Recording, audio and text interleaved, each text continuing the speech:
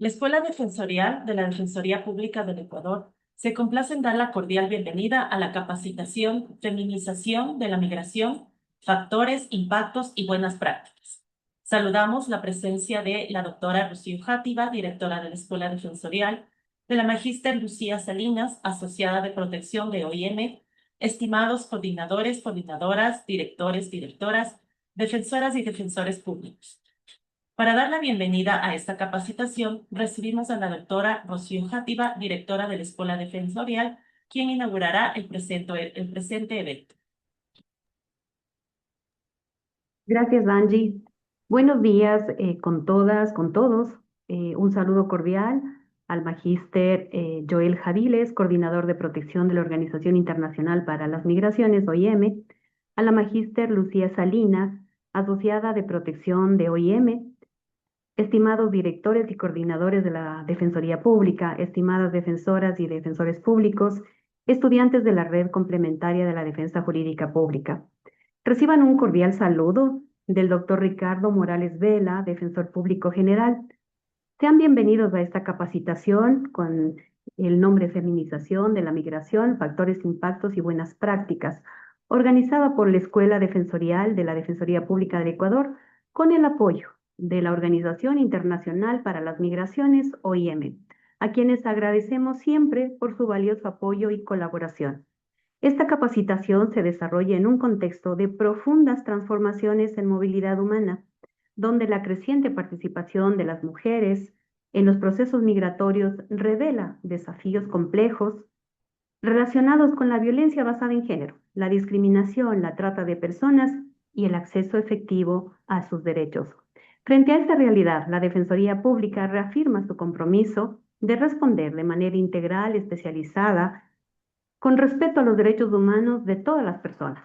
El objetivo de esta capacitación es, por tanto, fortalecer esas competencias de los defensores públicos para comprender, sensibilizarse frente a las causas e impactos de la feminización de la migración, identificar vulnerabilidades que enfrentan las mujeres migrantes y aplicar buenas prácticas en la atención, defensa y acompañamiento jurídico, en cumplimiento de nuestro mandato constitucional, con enfoques de género, derechos humanos, interculturalidad e interseccionalidad. Les invito a participar activamente y aprovechar de este espacio de aprendizaje que contribuye a consolidar una defensoría pública comprometida con la justicia social y la defensa de los derechos de las mujeres. Sean todas y todos bienvenidos. Muchas gracias. Agradecemos las palabras de la doctora Rocío Játiva. Recordamos a los asistentes las siguientes indicaciones. Mantener encendida la cámara y micrófonos apagados. El registro de asistencia se enviará a través de un link durante los últimos 15 minutos. Se emitirán los certificados conforme su registro de asistencia. Al finalizar la conferencia, habrá un espacio destinado para preguntas. Para ello puede hacer uso del chat o levantar la mano virtual del Zoom. También le recordamos poner su nombre completo, por favor, para saber quiénes son las personas que nos acompañan. Su participación es valiosa para enriquecer este intercambio de conocimientos. Iniciamos esta jornada académica y damos la bienvenida a la magíster Lucía Salinas. Ella es abogada boliviana con maestría en cooperación internacional al desarrollo. Cuenta con más de 10 años de experiencia en América Latina en los ámbitos de protección, género, trata de personas y gestión de casos de niñez y adolescencia en contextos de movilidad humana. Ha trabajado en la Organización Internacional para las Migraciones, OIM, en Bolivia, Perú y Ecuador, liderando procesos de fortalecimiento institucional, asistencia técnica a gobiernos locales y desarrollo de estrategias de prevención y atención directa a víctimas de violencia basada en género. Actualmente se desempeña como asociada de protección en OIM Ecuador, promoviendo la transversalización de los enfoques de derechos humanos, edad, género y diversidad en la respuesta humanitaria. Bienvenida, Magíster, tiene la palabra. Muchísimas gracias. Gracias por este espacio, por esta consideración con la Organización Internacional para las Migraciones. Para mí es un gusto poder estar junto a ustedes y acompañarles en esta jornada, que como comentábamos ya es de las últimas del año, así que nos enorgullece mucho también poder contar con la participación de tantas personas y esperamos que este espacio realmente sea muy rico y que Cualquier duda que tengan, como les decía nuestra compañera Angie, pues estaremos ahí atentas a las preguntas que tengan en el chat. Eh, el título justo de la exposición y del tema que vamos a desarrollar hoy día es la feminización de la migración. ¿Qué es lo que entendemos por una posible feminización? ¿Es real? ¿Cuáles son los retos que tendríamos que tomar en cuenta, tanto desde el rol de los defensores de la Defensoría Pública, pero también de funcionarios, funcionarias públicas que tienen también dentro de sus manos y sus labores el desarrollo de políticas públicas? Los factores y los impactos que van a justamente afectar a las mujeres, niñas, adolescentes en su tránsito migratorio es algo que también vamos a analizar, y las buenas prácticas. Los objetivos que habíamos planteado para este espacio son que podamos juntas y juntos examinar los factores económicos, sociales y culturales que explican la feminización de la migración a un nivel regional y a un nivel nacional. Reconocer los riesgos y formas de violencia que enfrentan las mujeres migrantes en todas las etapas del ciclo migratorio. Implementar buenas prácticas, protocolos y estrategias con enfoque psicosocial y de género para proteger a las mujeres migrantes. Yo sé que han tenido tal vez algunos otros espacios para poder conversar sobre algunos temas y las labores de la OIM en Ecuador. Pero bueno, nosotros somos aliados de la Defensoría Pública en el sentido que nosotros procuramos que las personas puedan llegar a acceder a derechos sin importar su estatus migratorio o el lugar donde se encuentren. Entonces, el enfoque de la población con la que nosotros trabajamos como oficina siempre son las personas en movilidad humana. Y con ello no nos referimos solamente a las personas extranjeras que llegan a un país de acogida, sino también a las comunidades de acogida que tienen un sinnúmero de vulnerabilidades y que se pueden visibilizar a través de la migración. ¿Cuáles son estas brechas? Se puede dar respuesta. Entonces, nosotros siempre vinculamos que una migración segura, ordenada, regular va a traer desarrollo a la sociedad a que llegue. Y que claramente nosotros como seres humanos hemos migrado desde principios de la historia.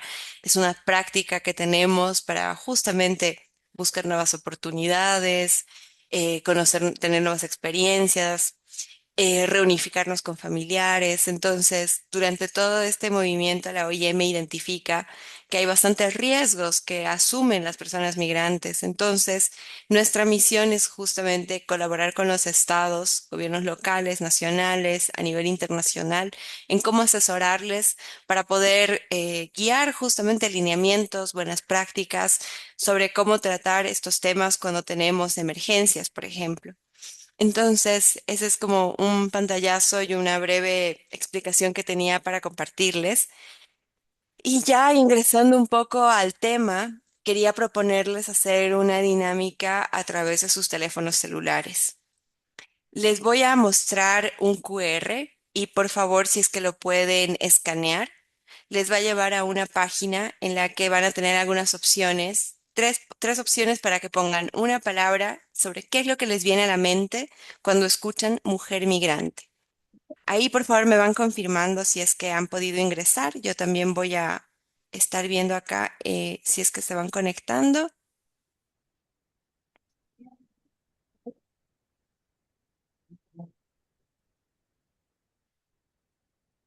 A ver, hay dos personas conectadas.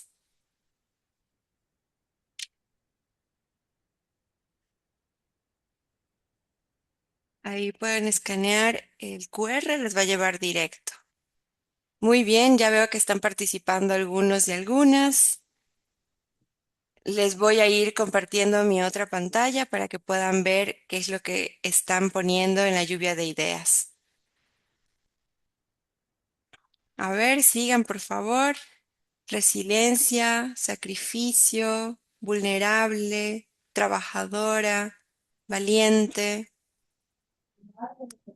pobreza, venezolana, sacrificio, persona necesitada.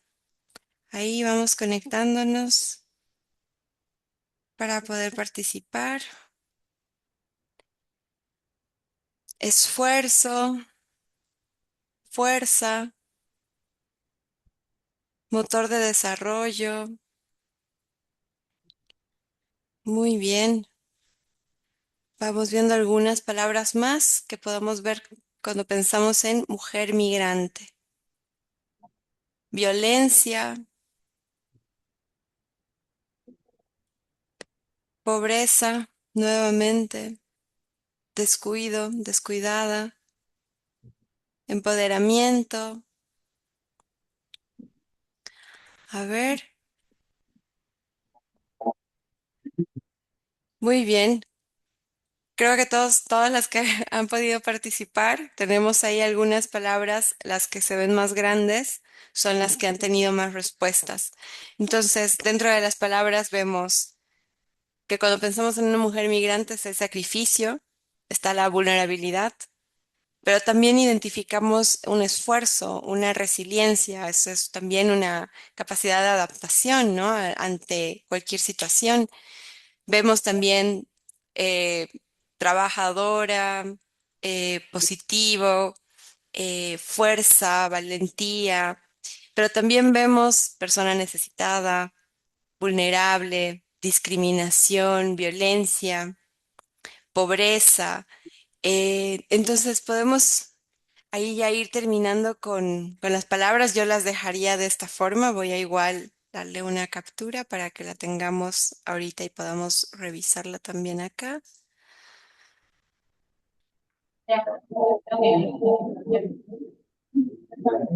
Perdón. Entonces, a ver, les voy a mostrar cómo hemos quedado. Sacrificio, vulnerable, resiliencia. Muy bien. Muchas de estas palabras las identificamos cuando pensamos en las mujeres con las que estamos trabajando en estos momentos. Entonces, ustedes ahorita están atendiendo a población que tiene diversas necesidades, que viene también de distintos ambientes, que tiene distintos antecedentes. Y con la llegada de tanta la población venezolana a través de las múltiples crisis que han ido enfrentando durante todos estos años, hemos visto cómo la población pues incrementaba y podíamos también ahí identificar algunas características de esta población. Entonces, más bien les agradezco mucho por las palabras que nos han dado. Realmente creo que tenemos ahí un punto de partida importante para ver qué es lo que nosotros comprendemos con una mujer migrante. Eh, Vamos a hacer el contexto, el concepto y concepto de la feminización de la migración. Algunas características. Hay un cambio estructural en los roles. Esto quiere decir que la feminización va a implicar que este cambio en las responsabilidades que van asumiendo las mujeres con respecto a las que iban asumiendo los hombres han ido cambiando. Entonces, esto es importante para el análisis. Riesgos específicos de género. Las mujeres migrantes enfrentan distintos riesgos a las que los hombres migrantes van a enfrentar. La violencia estructural basada en género, la explotación laboral, la discriminación también estructural en trayectos migratorios, que también se alimenta mucho por los estereotipos. Por ahí también veíamos con algunas dinámicas cuando preguntamos qué es lo que se piensa por una mujer migrante. Muchos dicen quita oportunidades, el roba trabajo. Entonces, cargamos todavía con algunos estereotipos de lo que nosotros consideramos como negativo por parte de la población migrante. Y es importante siempre analizarlo. La influencia del género en la migración. El género va a afectar sí o sí cuáles son las motivaciones para elegir ir a un punto o a otro, cuál va a ser la ruta que se va a llevar, cuáles son las condiciones de tránsito, si se puede viajar en la noche, si se puede viajar en el día y el acceso a derechos en los distintos países. Entonces, todo esto las mujeres toman también en consideración, identificando los riesgos específicos a los que pueden llevar, del que pueden ser víctimas durante todos estos momentos. Y en ese sentido, la importancia de las políticas públicas para que nosotros podamos continuar este análisis es que comprendamos que una posible feminización va a permitirnos diseñar políticas públicas que vayan a responder a las necesidades específicas de las mujeres en movilidad humana. Vamos a ver más adelante algunas cifras para que podamos ir midiendo cómo este fenómeno se va a aplicar no solamente a la migración internacional que llega al Ecuador, sino también a la movilización de desplazamiento interno que estamos atravesando y a la migración de personas ecuatorianas hacia otros países. Entonces, para poder hablar de esta feminización, no necesariamente vamos a hablar sobre un cambio numérico, sino un cambio estructural en los roles, en estas aspiraciones, pero también en los nuevos riesgos y oportunidades que se van a ir consolidando. Para ello, quería justamente, yo sé que ustedes han recibido muchas capacitaciones y formaciones específicas en distintos rubros, pero creo que al momento de hablar de género es importante repasar nuevamente algunas teorías para que estemos todos y todas sobre la misma mesa.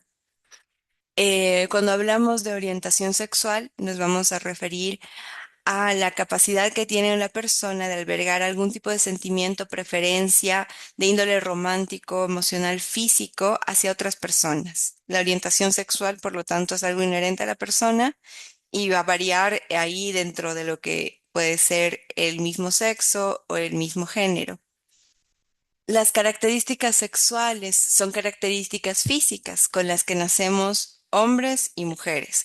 Son los cromosomas, las gónadas, las hormonas sexuales, los órganos genitales y las características físicas secundarias que acompañan que aparecen durante la pubertad. Entonces tenemos por un lado que podemos tener una orientación sexual, podemos tener también características sexuales y una identidad de género. El sentimiento de género es un sentimiento profundo que se experimenta dentro de cada persona y puede corresponder o no al sexo, a las características sexuales que tiene. Es decir, cuando nosotros hablamos de roles de género, por ejemplo, atribuimos características a lo que debe ser una mujer y a lo que debe ser un hombre.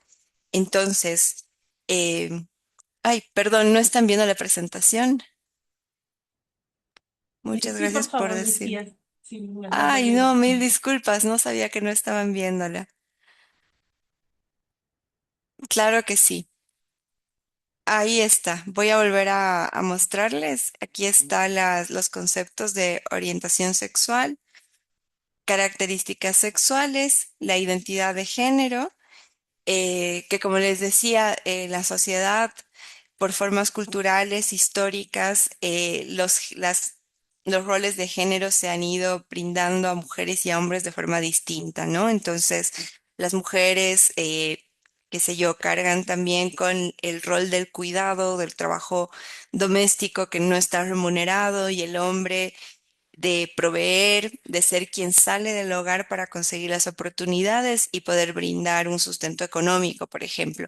Esos roles de género han ido cambiando también, porque cuando hablamos de un incremento en la feminización de la migración, de que más mujeres están decidiendo migrar, pues también identificamos que hay muchas mujeres ahora se hacen cargo económicamente de los hogares, brindan remesas y aproximadamente desde el 2005 hay una tendencia creciente de mujeres que van saliendo cada año más a generar, a buscar oportunidades. Entonces, vemos nuevamente que los roles de género realmente son atribuidos socialmente y a la vez una persona puede identificarse con un género femenino o un género masculino de acuerdo también a esta asignación de roles.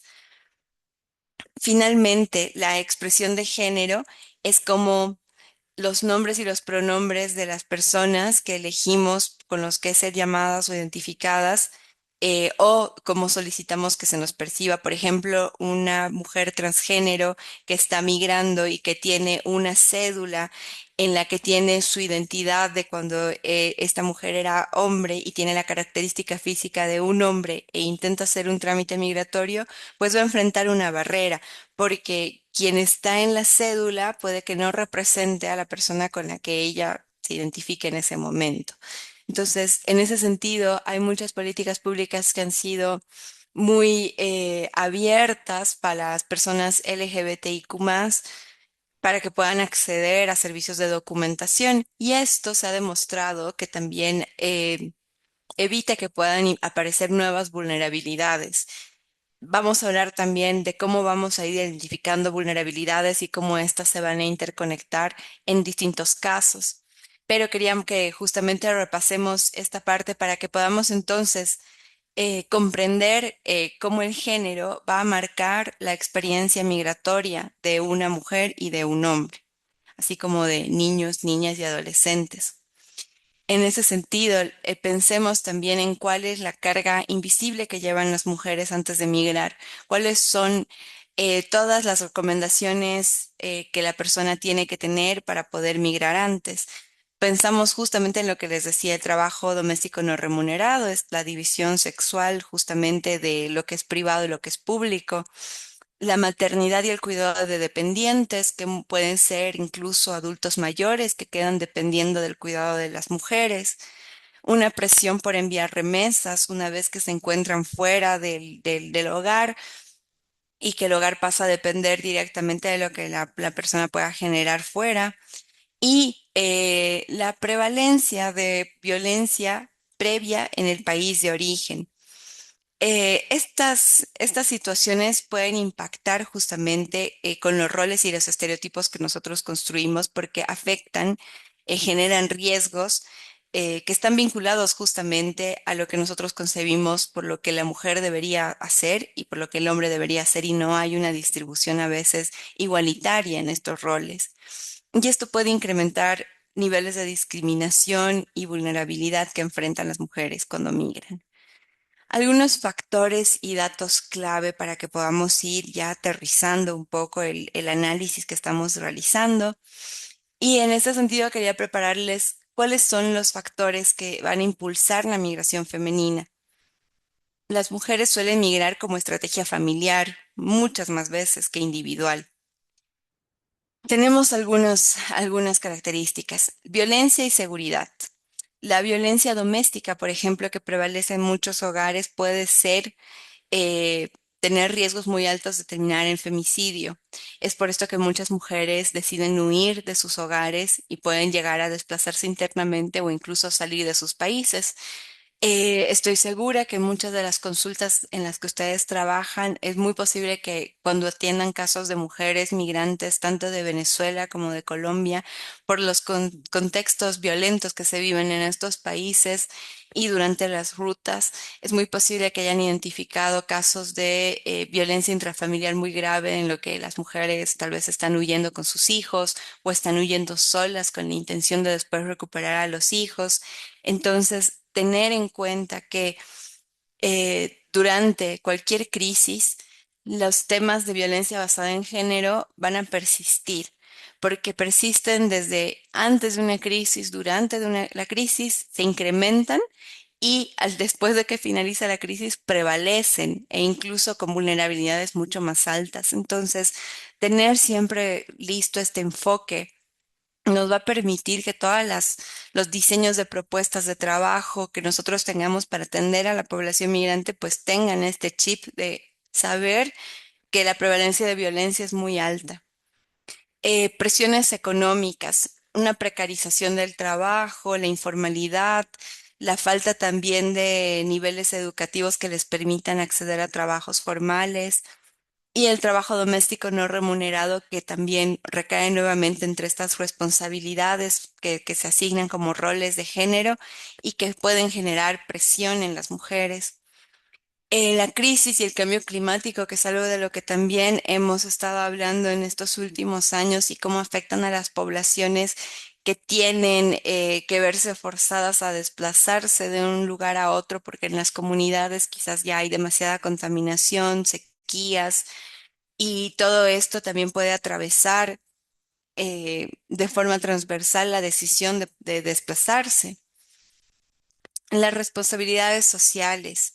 Hay algunas expectativas familiares y envío de remesas que incrementan la responsabilidad económica de las mujeres migrantes. Como decíamos previamente, es muy probable, y cuando nosotros hacemos entrevistas a mujeres que están viviendo en el exterior, mujeres ecuatorianas que envían remesas, eh, suelen decir que muchas más de las mujeres envían una mayor cantidad de remesas que los hombres que están fuera.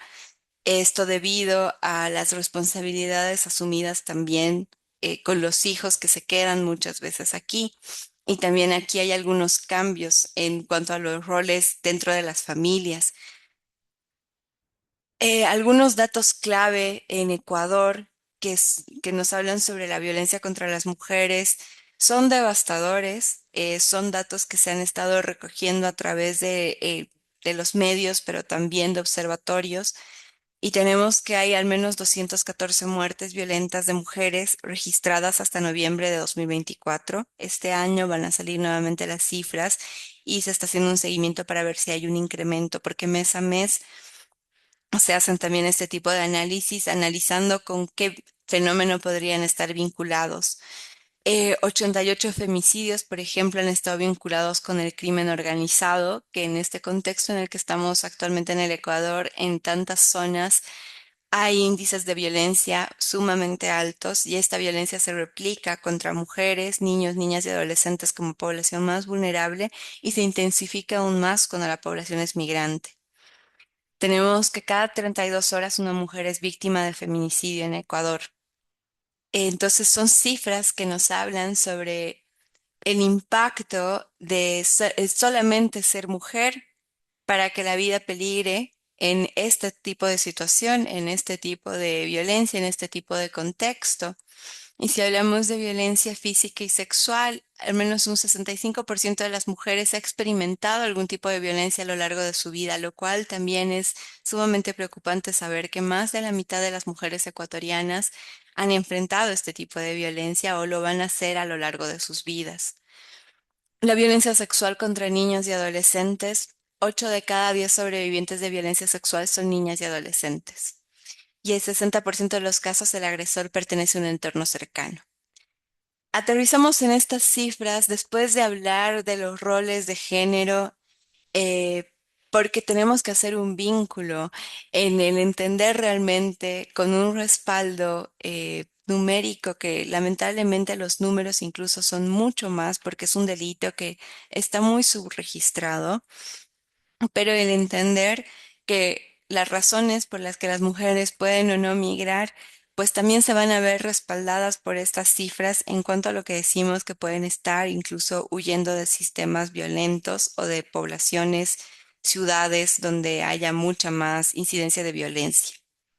Nosotros tenemos igual algunos datos de UNDSEA, que es el Departamento de Asuntos Económicos y Sociales de las Naciones Unidas. Nosotros recogemos algunos datos y acá queríamos justamente compartirles que a nivel internacional 304 millones de personas migrantes se han identificado en 2024 y un 48% de estas personas son mujeres. Nuevamente hablando sobre datos que van a ir respaldando cómo este fenómeno se ha ido pues catapultando con los años. Un 21.2 millones de migrantes son sudamericanos y de estos 58.1 son mujeres. Y de 1.2 millones de migrantes ecuatorianos aproximados que se encuentran fuera del Ecuador, el 51.7 de ellas son mujeres. Estos datos respaldan justamente ello, pero si hacemos un análisis desde el año 2000, vemos que si bien las mujeres no estaban llegando quizás a la misma cantidad de porcentaje de hombres cada año, su porcentaje sí crecía con referencia a esto. Entonces, vemos un crecimiento que está estable y proyectado. Y nuevamente hablamos con estas decisiones que vienen también con doble carga, porque las mujeres van a enfrentar este tipo de presiones familiares, por lo que hablábamos sobre los roles del cuidado, de que no solo recae incluso sobre los niños, niñas, sino también el cuidado de adultos mayores, que también deben considerarse justamente con estas cifras. Sobre las rutas y los riesgos desiguales que van a enfrentar las mujeres, hemos hecho encuestas conjuntas para el sondeo de necesidades a través de los grupos de trabajo en los que trabajamos justamente liderando con la OIM y el ACNUR. Y tenemos que un 93% de las mujeres de movilidad humana ha reportado sufrir algún tipo de violencia basada en género durante su desplazamiento y el 42% sufrió violencia sexual. Estos datos nuevamente nos llaman a ver que no solamente el análisis de el por qué, el por dónde viajó la persona, sino contemplar que durante la ruta las mujeres van a sufrir otro tipo de vulneraciones más allá de la que los hombres sufren. Lamentablemente, cuando teníamos una migración muy activa a través de la selva del Darién, se identificaban cada vez, cada semana más casos de violencia sexual en contra de mujeres, adolescentes y después niñas. Mientras que los hombres eran víctimas de violencia física, de extorsiones, por supuesto, de fraudes, de robo y una parte de los castigos que implicaban a los hombres era justamente el abuso de las mujeres delante de ellos. Entonces, nuevamente los cuerpos de las mujeres utilizados como botines de guerra o como puntos en los que se puede llegar a intimidar a todo un grupo por la violencia que se ejerce, son historias que la verdad es que afectan demasiado a quienes las han vivido, por supuesto, y que es importante conversarlas, hablar de esto y entender la seriedad de estos datos, la seriedad de cómo un porcentaje tan alto de mujeres se ha visto expuesta a este tipo de violencia. Y más adelante hablaremos también sobre otros riesgos y sobre otras situaciones que tienen que tomar en cuenta, pero es importante que sepamos que durante el tránsito estos índices de violencia son puntos que las mujeres deben considerar antes de emigrar y que es muy difícil, demasiado difícil prepararse física, emocionalmente para saber que puede ser víctima de violencia durante el traslado.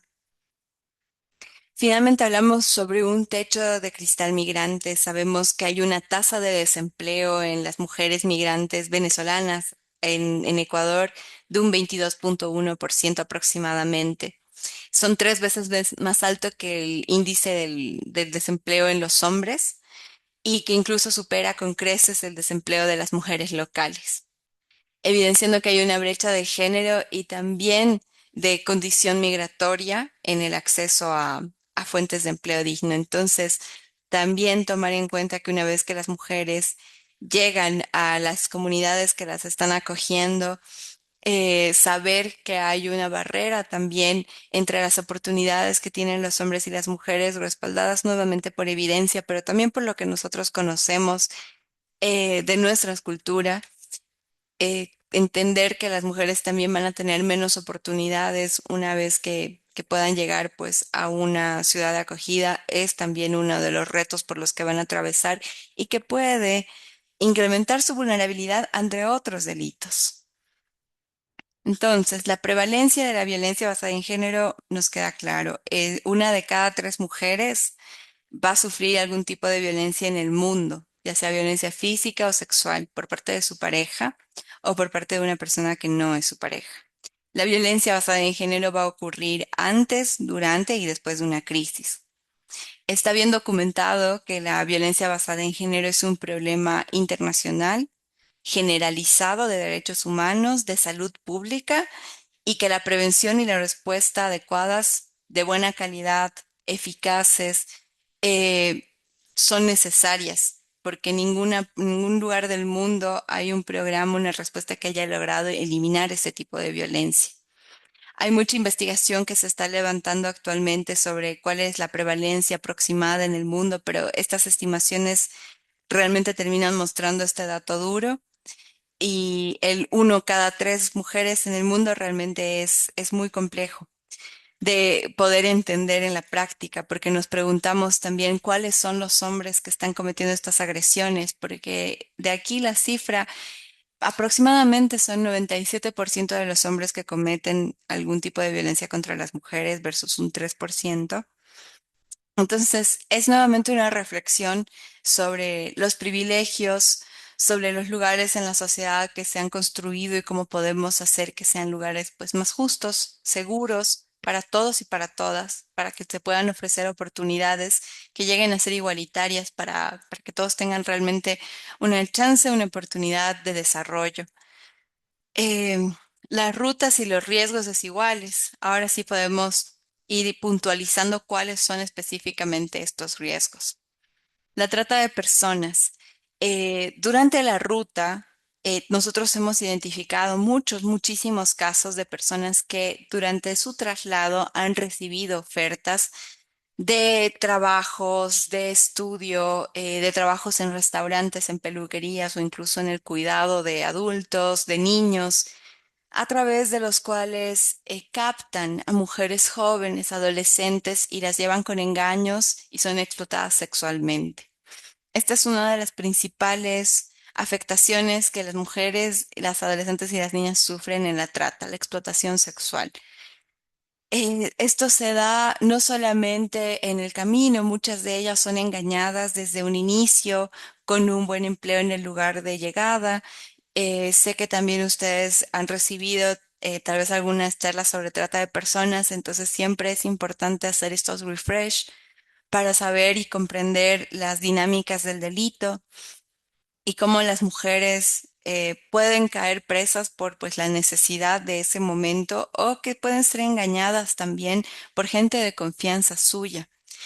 Muchas mujeres venezolanas que llegaban a la frontera entre Ecuador y Perú y que eran atendidas justamente en esta parte, yo lideraba justamente uno de los equipos de protección binacional y en este equipo veíamos muchos casos de mujeres que habían sido engañadas por sus propias familias o por amigos muy cercanos en Venezuela.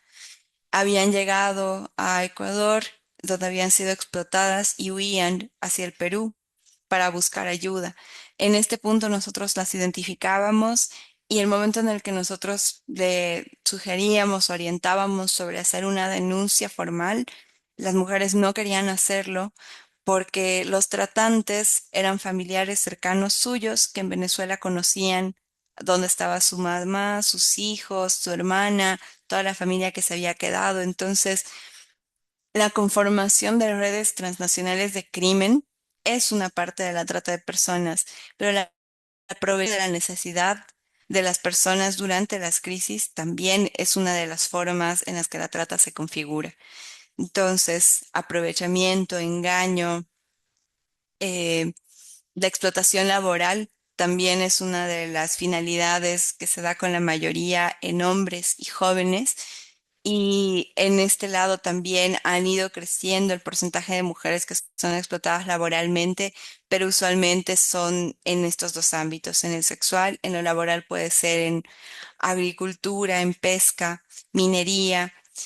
Pero bueno, entendemos que durante la ruta justamente están activadas estas redes que pueden llevar de un punto a otro, que pueden identificar en lugares quién puede hacer los traslados, quién puede dar la acogida, lugares que estén también con una demanda, ¿no? Porque la trata se va a configurar siempre con una demanda de servicios sexuales o de servicios de trabajo sumamente baratos.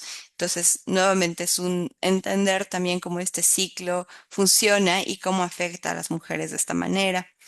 El intercambio de sexo por supervivencia es una de las estrategias negativas que muchas mujeres ocupan cuando están migrando para poder acceder a alojamiento, a alimentación, a salud. Es por eso que también es sumamente importante que en todas las organizaciones que van a tener contacto con población vulnerable, tengan políticas de tolerancia cero a cualquier tipo de abuso o explotación contra las personas beneficiarias. Entender que hay una relación de poder entre quienes somos nosotros, trabajadores humanitarios, funcionarios públicos, y la persona beneficiaria que viene a nosotros a solicitar algún tipo de apoyo. Entender que hay una disparidad en ello nos va a llevar a saber muy claramente cómo nosotros no podemos hacerle más daño a la persona y no podemos abusar de esta situación para ejercer ningún tipo de poder o de solicitar ningún tipo de favor, regalo o pago. Y por ello, muchas veces las mujeres cuando se acercan a un trabajador humanitario, por ejemplo, en muchos casos ha pasado en campamentos de refugiados que son pues muy grandes y que albergan a miles de personas y las mujeres se acercan a los monitores de campo, por ejemplo, y les ofrecen tener relaciones sexuales a cambio de un kit, por ejemplo, si es que el trabajador humanitario accede y abusa de su poder de esa forma, le está haciendo un daño irreparable a la víctima. Y es un daño que no solamente agrede a la integridad física de la persona, un ejercicio de poder, sino la desconfianza que tienen las personas por los demás trabajadores. Entonces, nuevamente, entender que muchas veces cuando nosotros atendemos a la población, es muy posible que nos cuenten muchas cosas o que no lo hagan y entender que ahí puede haber una dinámica de desconfianza que está fundamentada en algún abuso que esta persona haya podido sufrir, por ejemplo, con algún trabajador en otro país o de otra organización. Entonces, que nosotros seamos muy sensibles al respecto nos va a ayudar en nuestra labor diaria de atención a la población vulnerable que estas dinámicas pueden llegar a darse a la violencia sexual en espacios colectivos, cuando hablamos de campamentos, por ejemplo, como el que les comentaba, de refugiados, muchas veces se han conformado campamentos momentáneos por emergencias, por alguna crisis climática, inundaciones.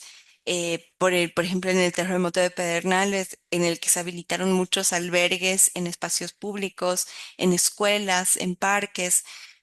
Durante la organización de estos refugios siempre es importante también tomar en cuenta que la violencia sexual puede estar presente y esto que nos permite planificar acciones para el mejor alumbrado de los baños, la separación, por ejemplo, de baños para hombres, para mujeres, para familias, que estén siempre visibles desde lugares públicos como el comedor.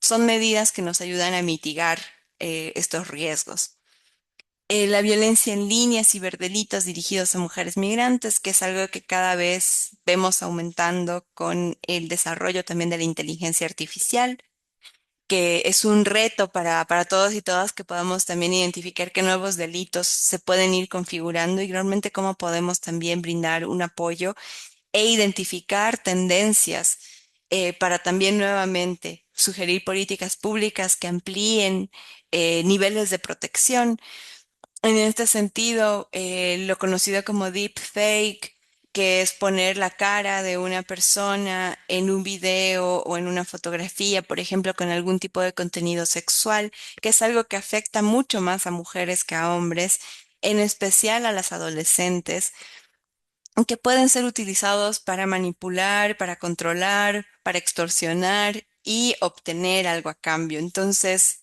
esto también es un riesgo en el que se puede enfrentar una mujer. La violencia intrafamiliar en pareja que se puede ver intensificada por la crisis. Durante las crisis hay una falta de acceso a servicios, hay una pérdida de el hogar, por ejemplo, o de los insumos de trabajo, si es que hay una inundación y las personas han perdido las casas. Entonces, los niveles de estrés que se van a manejar en las crisis son bastante altos y en estos momentos pueden haber picos también de violencia física en las parejas. Entonces, es también una de las situaciones que debemos identificar. Violencia obstétrica y negación de servicios de salud sexual y reproductiva que pueden darse en contextos donde hay, por ejemplo, una tendencia muy importante del tipo religiosa, por ejemplo, que no permite que las mujeres, las adolescentes reciban anticonceptivos o métodos de planificación familiar temas religiosos, como les digo, culturales. Entonces, esto puede constituirse, por supuesto, en un tipo de violencia y en un tipo de freno a los derechos de salud sexual y reproductiva que tienen las mujeres y las niñas. Hay una exposición de niñas, adolescentes y mujeres a actores criminales. Y esto es uno de los últimos puntos que quería tocar antes de que pasemos a una dinámica. Y es como en este contexto actual de una violencia tan creciente que afecta cada vez más barrios y que vemos las consecuencias no solamente en los niños, en las niñas, sino también en hombres y mujeres que están siendo reclutados de manera forzosa, por ejemplo, por el crimen organizado o están siendo extorsionados. Vemos también que es muy importante evitar normalizar este tipo de situaciones y continuar siendo defensores, defensoras de los derechos humanos, teniendo muy claro cuál es el discurso pro derechos que tenemos que llevar a cabo y cómo también las acciones que tomamos pueden ser uno de los caminos, uno de los pasos más importantes dentro de una ruta para la restitución de derechos. Ahí realmente la labor que ustedes ejercen es noble, es importante y es clave para dar una respuesta justo cuando aparecen este tipo de vulneraciones. Ahora, para tomarnos un pequeño espacio, vamos a hacer una dinámica nuevamente con sus teléfonos. Necesito por favor que escaneen este QR. Les va a llevar a una página en la que van a poder registrar su nombre. A mano derecha les va a salir que pueden jugar el juego sin iniciar sesión, esto es decir, sin poner sus datos personales, pero pueden poner un nombre. Vamos a hacer algunas preguntas y vamos a ver quién obtiene más puntos. Entonces, está muy bien que hagan un nombre pues reconocible para que podamos ir viendo cómo se van respondiendo a las preguntas. Ahí me avisan, por favor, si es que van pudiendo conectarse y yo ahorita voy a fijarme en la página cuántas personas tenemos conectadas. A ver, permítanme, les voy a proyectar el otro QR. Permítame un segundito. Aquí está.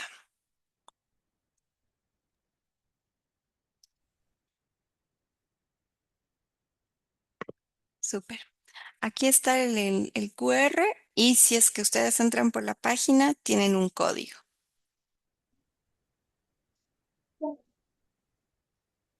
¿Están pudiendo entrar?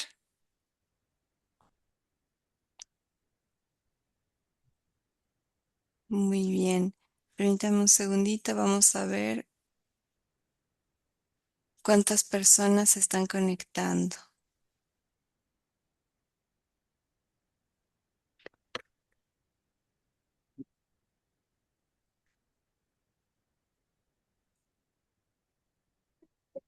Muy bien. Veo que ya están respondiendo, así que son 5 preguntas. Ustedes pueden ir respondiendo y van a ir pasando una por una. Bueno, A ver, esperen un segundito. Aquí está la primera pregunta.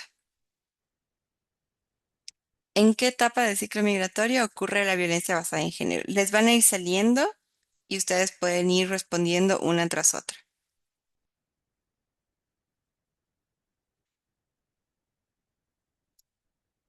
Y perdón, ahí les cojo el QR para quienes no hayan podido conectarse y pueden ir respondiendo. Vamos a ir viendo.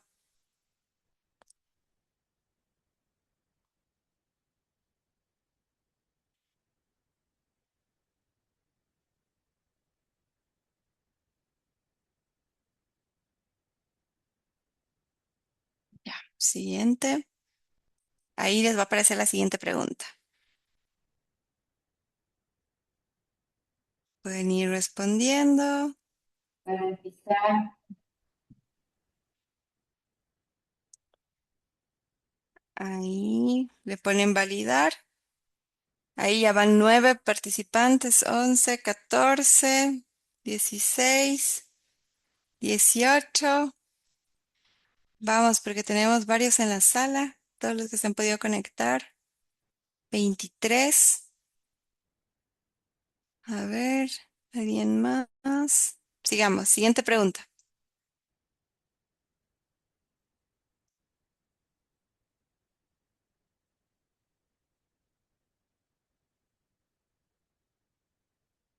Y ahí les voy mostrando el QR mientras responden para que no vayamos viendo lo que responden los demás. Vemos después. Vayan llegando.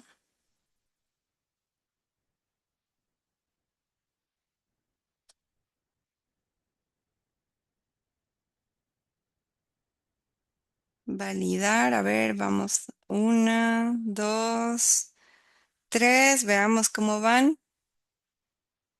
Garantizar entrevistas seguras, confidenciales y sin juicios. Muy bien.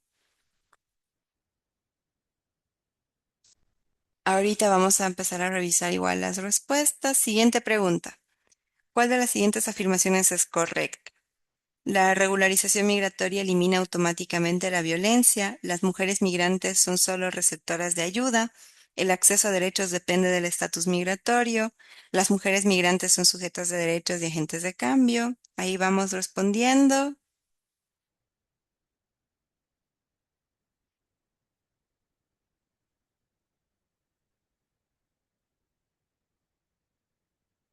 Y vamos viendo las respuestas. Ahí tenemos 23, 24, 26. Vamos. Ya les he mostrado la respuesta, así que una de las opciones. Pasemos a la siguiente. El enfoque de género en la atención jurídica es, habían ya algunas opciones respondidas, pero a ver, veamos.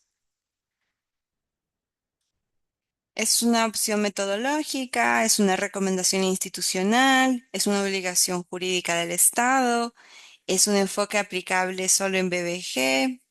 Ahí vamos respondiendo. Vamos a dar unos segunditos más y vamos a ir viendo las respuestas. Vamos, 35 personas, una obligación jurídica del Estado. Muy bien. Veamos si es que tengo una más. Ya. Con estas hemos terminado esta parte. Permítanme ver si es que puedo compartirles la siguiente parte. Perdonen.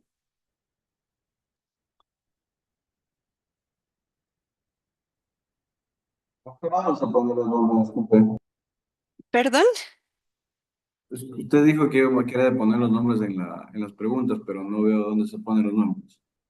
Al principio había una opción en la parte derecha y un asterisco y ahí se ponían los nombres.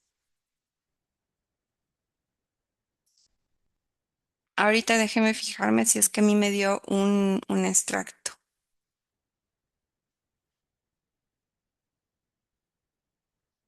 Veamos.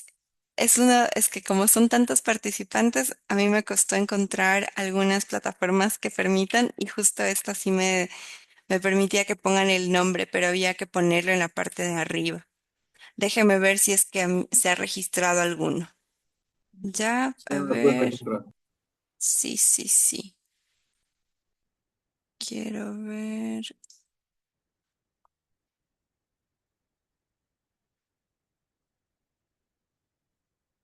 Vamos a ponerles. Ya. Este no se grabó, pero tengo otro que lo vamos a hacer en un ratito. Y ya para ese todos nos ponemos el nombre. ¿Ya? Quería repasar con ustedes las preguntas. Permítame un segundito que las voy a buscar acá para que vayamos viendo las respuestas.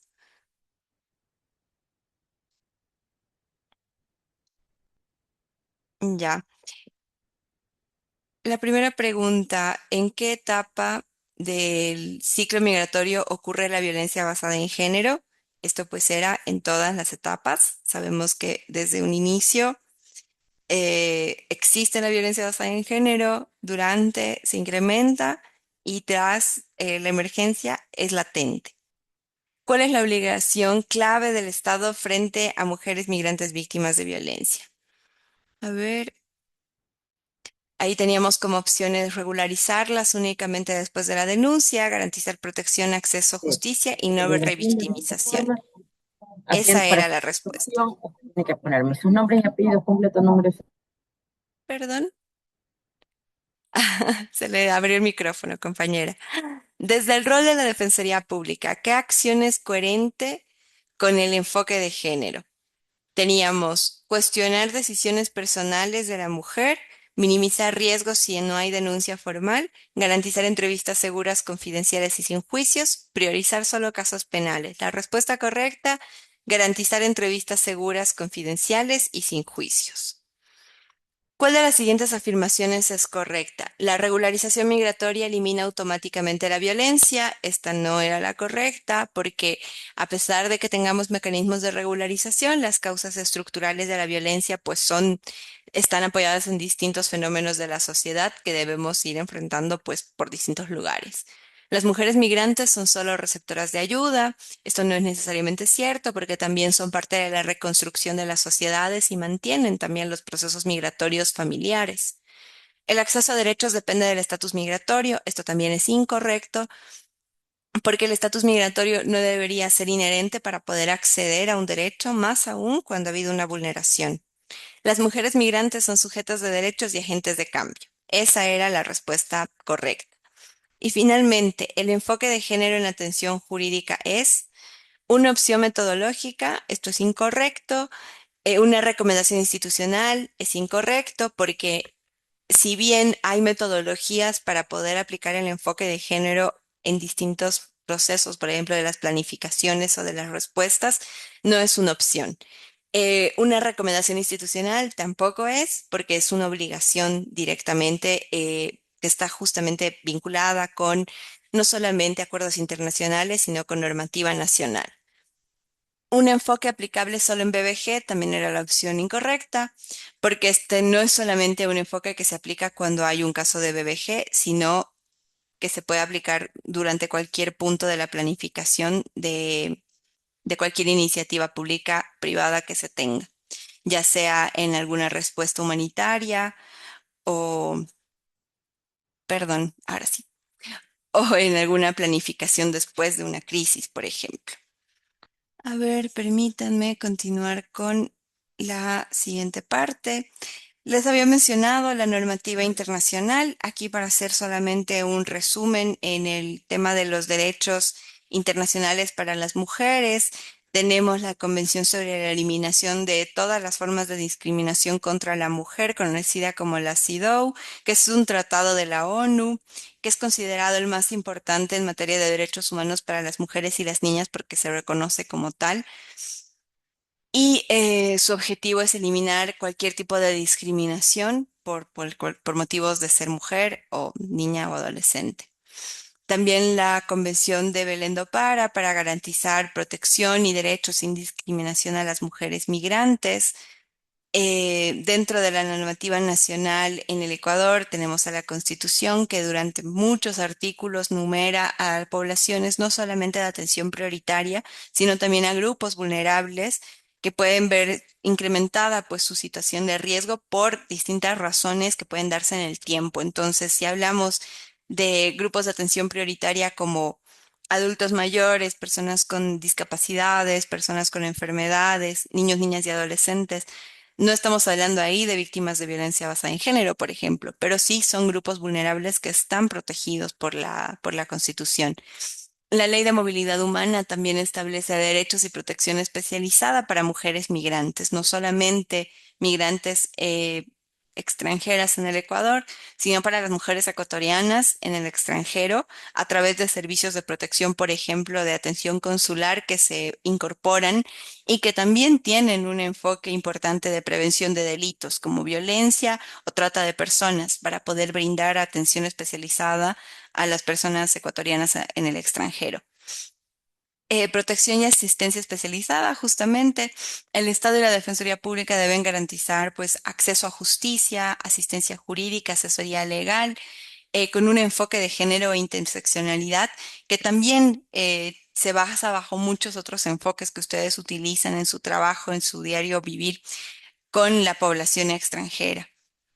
Entonces, en ese sentido, ¿cuál es el rol de la Defensoría dentro de todo lo que hemos conversado sobre lo que es la prevención y la asistencia también ya a mujeres que han sobrevivido tal vez a algún tipo de violencia? Es una atención jurídica especializada, con un enfoque de género, intercultural, que sea culturalmente apropiado para la persona con la que ustedes están atendiendo, una prevención de la revictimización, que sabemos que muchas veces las personas pueden llegar a abrirse o a dar un testimonio con alguna persona de confianza y que después tienen que volver a contar todo el hecho con la policía y después la llaman nuevamente a una audiencia para la fiscalía para que cuente otra vez una situación. Entonces, más adelante igual vamos a ver algunas buenas prácticas y recomendaciones que tenemos para cómo se pueden atender estos casos, teniendo justamente en cuenta que los números apoyan el hecho de que mientras más mujeres también se estén trasladando estos riesgos que te atraviesan, pues se incrementan, se multiplican y se diversifican y tenemos que saber dar respuesta. Asegurar justamente entrevistas seguras, confidenciales, con consentimiento informado, que esto también es vital para poder dar una respuesta a las víctimas y que ellas sepan cuál es el uso de datos que se está brindando o cuáles son las medidas que se están tomando para que las personas vean respetada su privacidad. Y la coordinación interinstitucional, que esto es clave para el trabajo en red que se da con la atención a población vulnerable. Entonces, ya hemos visto todos los riesgos que pueden atravesar las mujeres durante sus trayectos. ¿Cuáles son los riesgos que se pueden replicar en los lugares a los que llegan? Entonces, con base en esto, vemos cuáles son las acciones que se pueden tomar desde el rol que ustedes tienen como Defensoría Pública.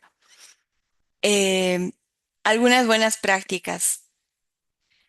La perspectiva de género en la atención va mucho más allá de crear espacios, por ejemplo, para la identificación de estos delitos, sino también implica una escucha activa y una no revictimización eh, que permita justamente que cuando se nos esté contando alguna situación que vulnera derechos, que es una situación grave, nosotros tengamos las herramientas suficientes para escuchar de forma activa, pero también para poder identificar desde un principio cuál es nuestro rol y si la persona desea contar igual el hecho, puede hacerlo, pero sabiendo que en algún momento va a tener que contarlo nuevamente. Entonces, el ser también muy sensibles con estos relatos es poder también sincerizar cuál es el rol que vamos a cumplir nosotros en ese momento. Y si es necesario que la persona nos cuente toda la situación que ella ha podido atravesar en el flujo migratorio o en un tema de desplazamiento interno de una, no sé, una mujer ecuatoriana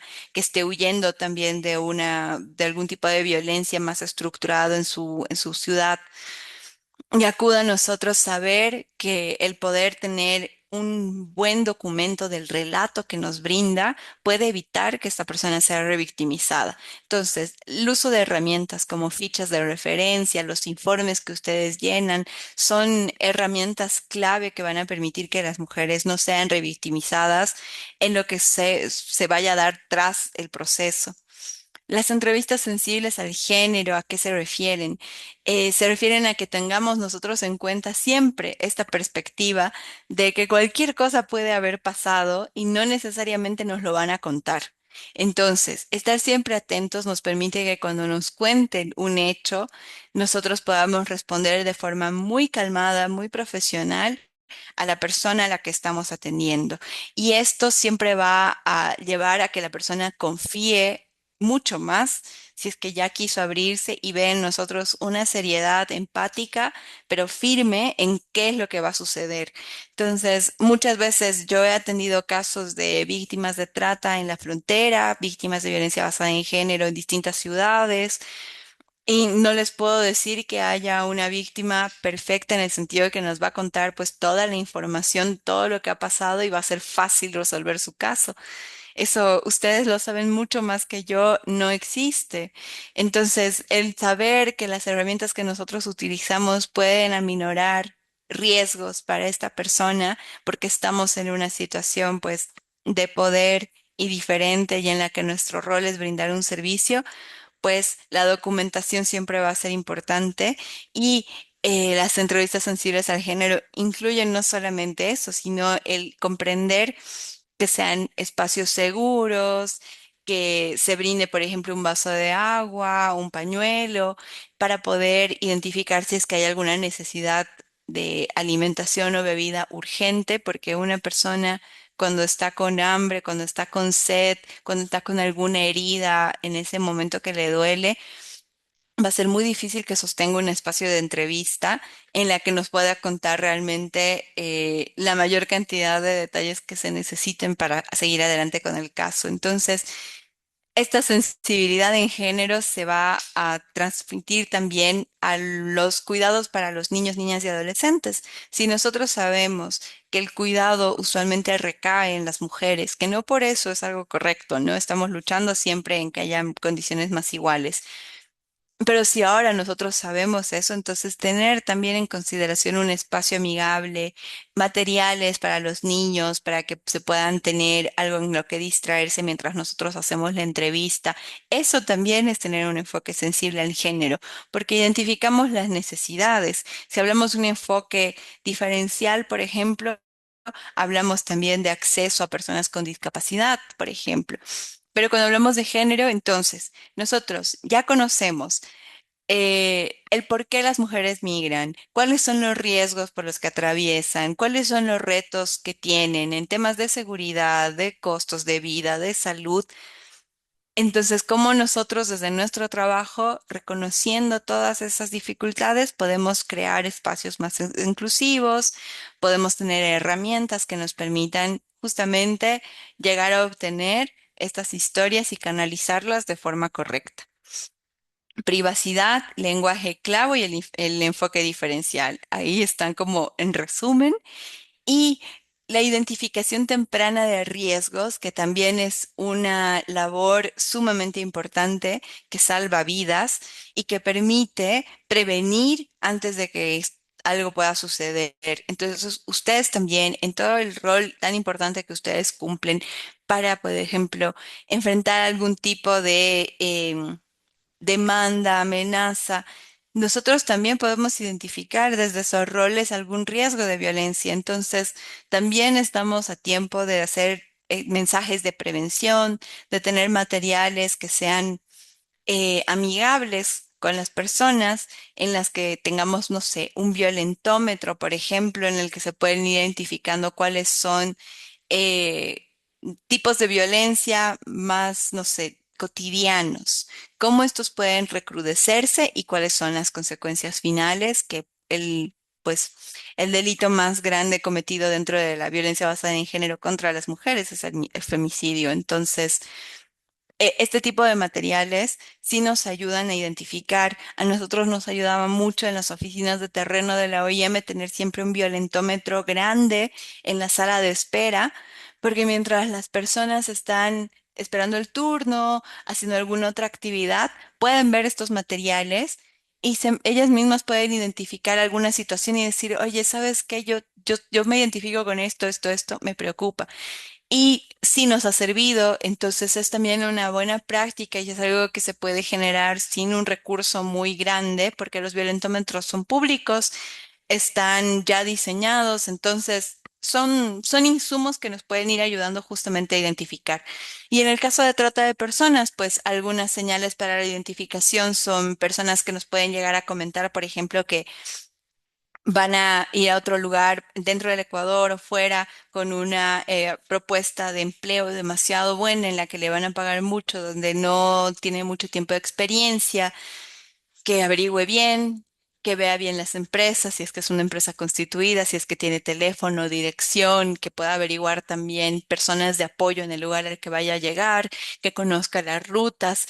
Esta información que nosotros podamos brindar en cualquiera de nuestras asesorías nuevamente puede salvarle la vida a una persona, y el prevenir estos delitos antes de que pasen es una de las acciones más eficaces que nosotros podemos llegar a hacer, porque sabemos que una vez que estuviese cometido un delito, ustedes conocen cuál es esa ruta de denuncia, de seguimiento de proceso y de una búsqueda de justicia que consume los recursos humanos, recursos económicos, pero también afecta emocionalmente a las víctimas. Entonces, todas las acciones de prevención que estén en nuestra cancha, pues ahí es importantísimo que las tengamos siempre en cuenta. Les quería también traer otro ejemplo de respuestas planificadas contra la violencia durante la migración, y es qué es lo que nosotros hacemos durante las emergencias, cuál es nuestra respuesta integral. Tenemos tres fases. La prevención, que es justo la que acabamos de comentar, que es cómo evitar que la BBG llegue a producirse antes de esta crisis, ¿no? ¿Qué acciones pueden abordar estas causas? Todos los estudios diagnósticos, trabajo en masculinidades positivas, en justamente luchar contra los estereotipos que pueden realmente vulnerar a las mujeres, a las adolescentes, y todos somos responsables.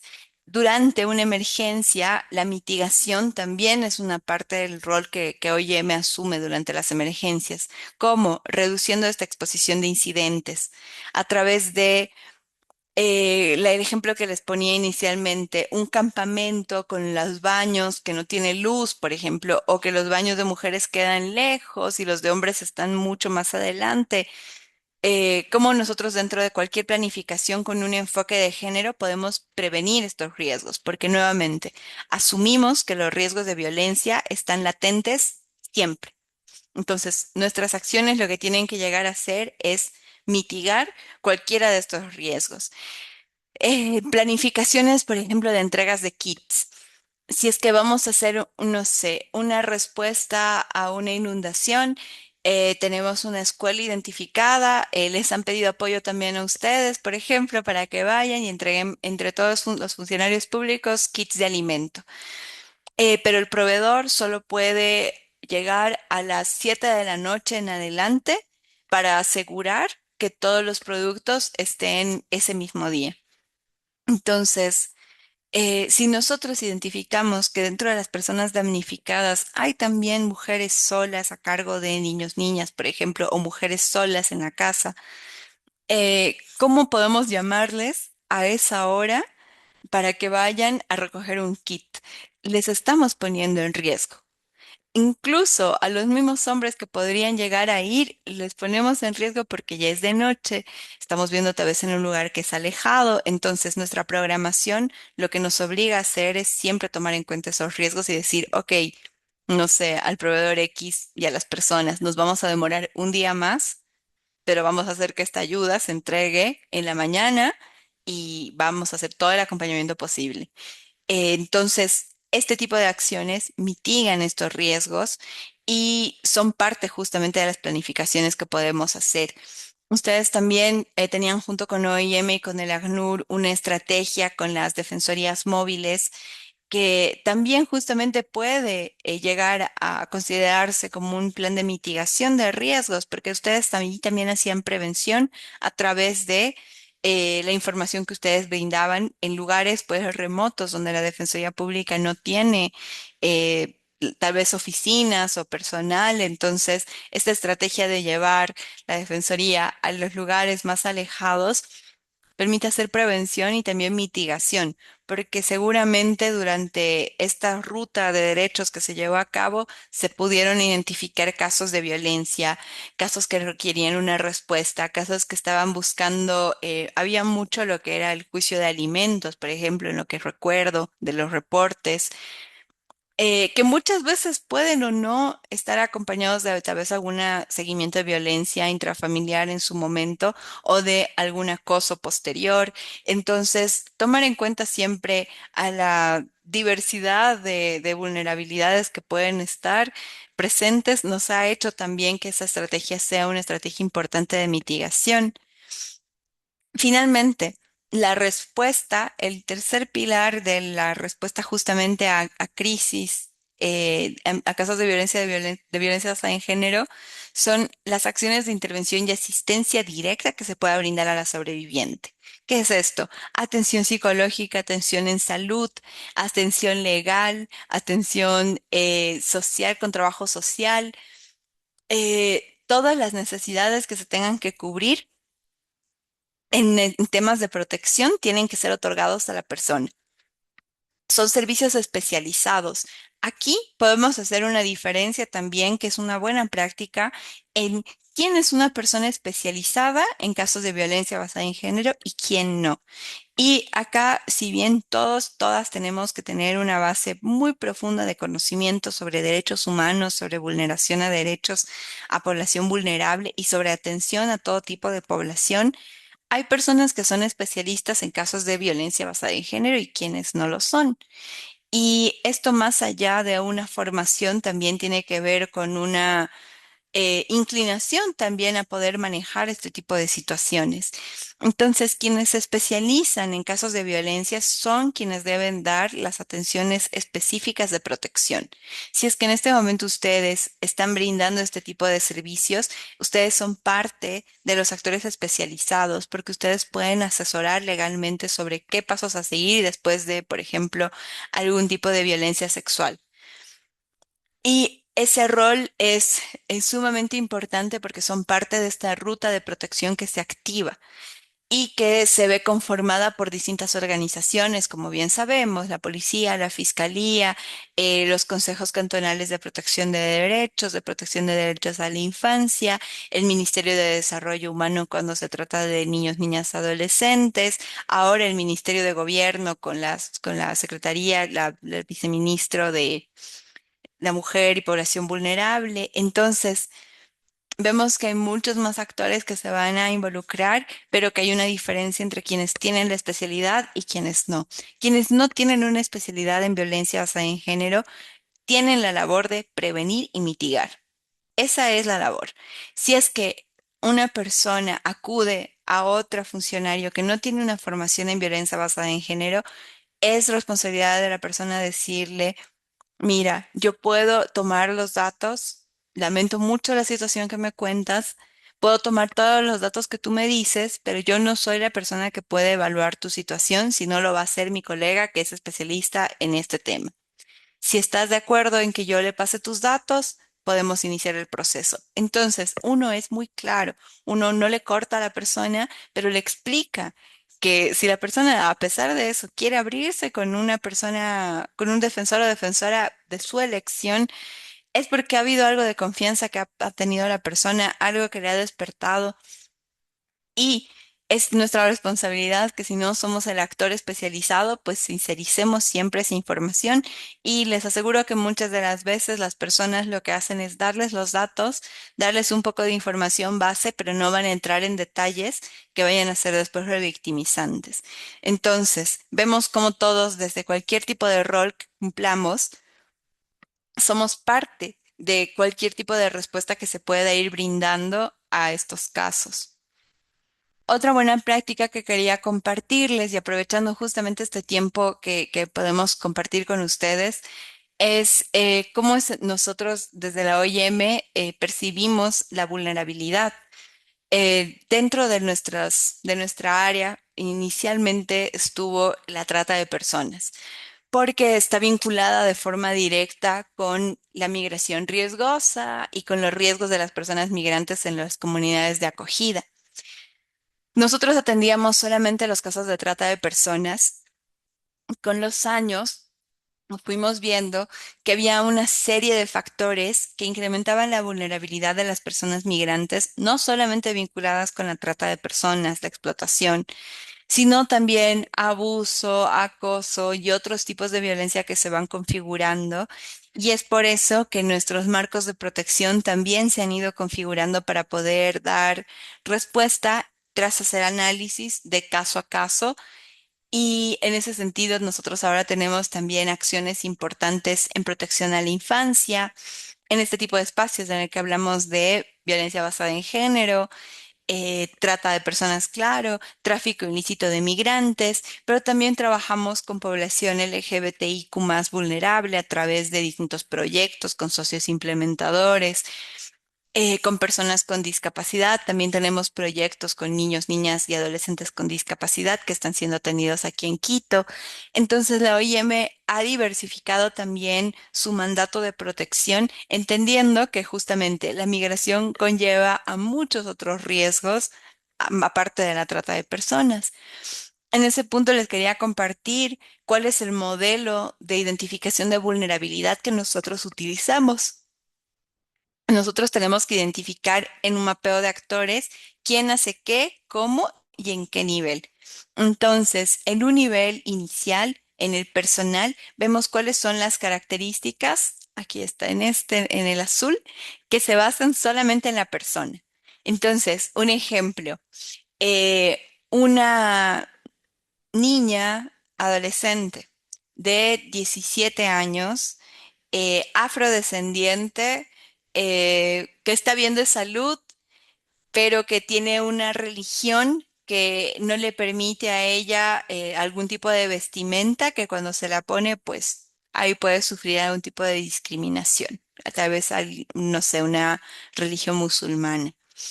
Nosotros vemos que hay rasgos que son atribuidos directamente a la persona y dependiendo la interconexión de estos factores o el análisis de la circunstancia en la que nos encontramos en ese momento. Por ejemplo, en países de Medio Oriente, donde está muy definido el tema de la religión y de la vestimenta con respecto a la religión, puede ser un factor de discriminación, de vulnerabilidad o de riesgo para un adolescente portar una vestimenta religiosa en un lugar donde pues eso está, no sé, mal visto.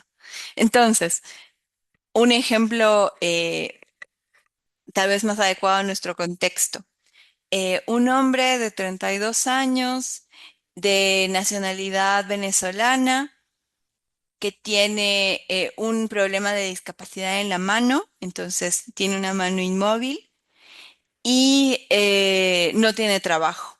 Entonces, son nuevamente características personales que si las vamos analizando pueden llegarnos a entender en qué es lo que necesitaría esta persona, una asistencia o un enfoque. En este caso, por ejemplo, sería el tema de salud y después el de regularización migratoria, por ejemplo. La segunda esfera en la que nosotros nos enfocamos después de analizar todos los factores personales es la esfera familiar o del hogar. Aquí vemos cuáles son las relaciones familiares que tiene la persona. Tenemos un padre que tiene a su cargo a su madre, que es, no sé, adulta mayor, tiene a su esposa y tiene también a tres niños. Y la esposa al mismo tiempo también tiene a su madre, que también tiene, no sé, alguna discapacidad, y a su padre. Están todos viajando en grupo. ¿Cómo nos permite el análisis de la familia o del hogar identificar vulnerabilidades? A ver, pensemos ahí un poco en algún ejemplo. Si es que hay una familia que tiene creencias en contra de la población LGBTI y su hijo mayor decide salir del closet y decir que es gay. La familia lo bota de la casa. Le dice, tú ya no puedes estar acá, yo no te puedo ver, no te puedo aceptar. Entonces, esta familia, esta red, ¿será realmente una red de apoyo? ¿O es un factor que puede ser expulsor incluso de un ambiente familiar? Entonces, ¿para qué nos sirve también nosotros pensar, analizar los factores de la familia? Es para identificar si son o no espacios seguros. En el mejor de los casos, las familias son unos espacios seguros donde, no sé, los niños pueden volver sin tener un cuidado estatal, donde la persona recibe los cuidados de salud que necesita, y en el peor caso son expulsores y estos tienen que tomarse en cuenta dentro del análisis. Y en el tercer punto, en el punto de la comunidad, nosotros hablamos sobre también comunidades seguras o comunidades expulsoras. Actualmente en el Ecuador, con el tipo de violencia que estamos viviendo, vemos cómo hay barrios que están siendo tomados también simbólicamente por las bandas de delincuencia organizada, comunidades quizás que antes eran un espacio seguro donde podían darse, no sé, actividades de confraternización, denuncia de cualquier tipo de violencia. Son espacios que ahora son hostiles, que son manejados, que son controlados, en los que si alguien pone un negocio le cobran una vacuna. Entonces vemos nuevamente que esta comunidad puede ser expulsora y esto nos va a ayudar a nosotros también en un análisis en los casos que ahora estamos viendo que hay incluso con mayor incidencia, que son los del desplazamiento interno forzado dentro del Ecuador. Entonces, analizar nuevamente estas esferas nos va a permitir identificar cómo estas vulnerabilidades se van a interconectar y cómo nosotros podemos planificar respuestas integrales que puedan ayudar a la persona. El último eje que se analiza es el eje estructural. Acá vemos qué leyes protegen a las personas con las que trabajamos, qué espacios normativos, qué actores se encuentran en las localidades, lo cual también es algo que nos llama siempre a que desde cualquier localidad en la que ustedes se encuentren tengan siempre los mapeos de actores actualizados con los contactos comprobados para que las personas también tengan lugares seguros a los que acudir. Muchas veces, cuando yo me siento desde cero en una localidad a recoger un mapeo de actores, una lista de contactos de servicios, yo llamo uno por uno. Entonces, cuando yo llegué aquí al Ecuador, me acuerdo que llamé al 171 acá para ver qué tal funcionaba el sistema de salud. Me contestaron, me fueron derivando, me fueron explicando, entonces yo pude verificar hasta dónde un teléfono funcionaba con todos estos números que decían, ¿no? Opción 6, opción uno, porque todo estaba marcado ya en un tríptico. Entonces yo llamé para verificar que toda la información esté correcta y saber que esa información que yo le paso a la persona pues es verdadera. Entonces, ¿esto qué genera? Genera confianza, no solamente en yo como funcionaria y en ustedes como defensores públicos, sino en la institución en la que estamos trabajando, lo cual es un respaldo enorme para las personas, más aún para las personas que no saben que pueden contar con los servicios de ustedes. Entonces, esto creo que también es un aprendizaje que nos hemos llevado de la ruta de los derechos y perdón que vuelva para eso, pero creo que ha sido muy importante justamente la estrategia para poder llegar a barrios tan alejados en los que no, la gente nacional no conocía el servicio.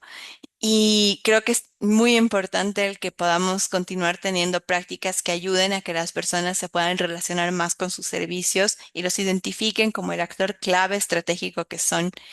Entonces, el mapeo de servicios, cerrando paréntesis, es clave comprobarlo, verificarlo y saber que cuando nosotros vamos a llamar, vamos a encontrar un servicio de calidad a la persona. O que si no, la persona va a poder decirnos, ¿sabes qué? Yo llamé, me atendieron, me preguntaron mi nacionalidad, les dije, no sé, venezolana, y me negaron de una la atención. Bueno, ahí hay una vulneración al derecho a la salud. Sabemos que el Ministerio de Salud tiene que registrar una cédula y el número de dígitos de la cédula venezolana con el número de dígitos de la cédula ecuatoriana difiere. Entonces, ¿qué se hace? Nosotros hemos hecho incidencia, por ejemplo, con el Ministerio de Salud para que pueda sincerizar con nosotros que había una opción en la que se pueden crear códigos. Entonces, las personas migrantes llaman al MSP y se les va a asignar un código si es que no tienen cédula. Entonces, este tipo de acciones que nosotros podemos ir identificando también nos permite a nosotros comprobar que los contactos que nosotros pasamos son los que están funcionando.